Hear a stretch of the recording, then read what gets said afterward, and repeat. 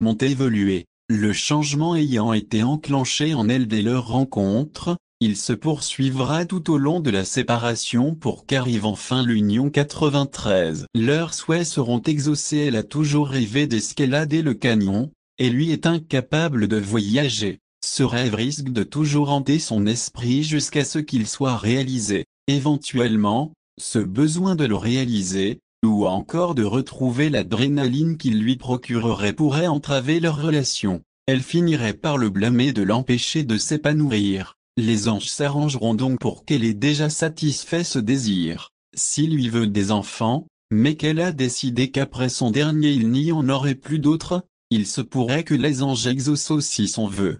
Parce qu'à long terme, ce serait quelque chose qu'il pourrait retenir contre elle et accumuler une rancœur, d'abord discrète, jusqu'à ce qu'elle empoisonne leur relation. Ce que je veux dire par là, c'est que pour qu'une relation comme celle-là fonctionne à long terme, c'est le genre d'embûche que les anges éviteront de leur faire rencontrer. Ils feront tout en leur pouvoir pour ce faire. Si pour le bien de sa carrière, lui aura besoin de partir à l'étranger pendant quelques années avant de pouvoir revenir s'établir confortablement chez lui, ça se fera aussi avant la réunion des amies jumelles. De même que s'il commence un nouveau travail auquel il doit consacrer beaucoup de temps s'il ne veut pas le perdre, ça se fera avant aussi. Si un changement de carrière doit s'effectuer, même principe.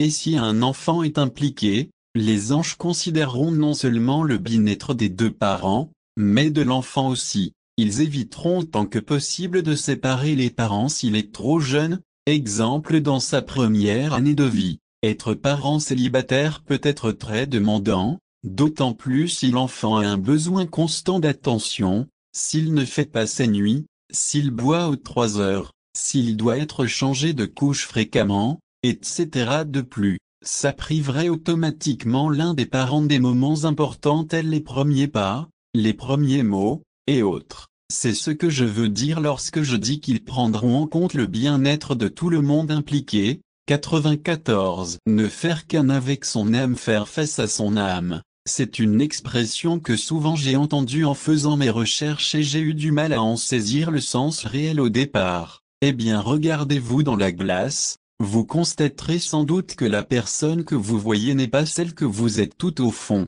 Celle que vous êtes agit selon les conventions, elle ne suit pas toujours son cœur car il l'amène dans des endroits qui lui font peur. Peut-être a-t-elle le style vestimentaire que l'on attend qu'elle arbore, sans pour autant que ce soit ce dont elle a envie. Si vous pouviez être absolument tout ce que vous vouliez être, sans contrainte financière, familiale ou autre, seriez-vous la femme qui séduit tous les hommes qu'elle veut dès qu'elle entre dans un restaurant vêtue de sa robe rouge moulante et de ses talons assortis? Peut-être une aventurière qui parcourt le monde simplement pour découvrir de nouvelles espèces animales. Ou encore simplement la fille qui travaille au café du coin et qui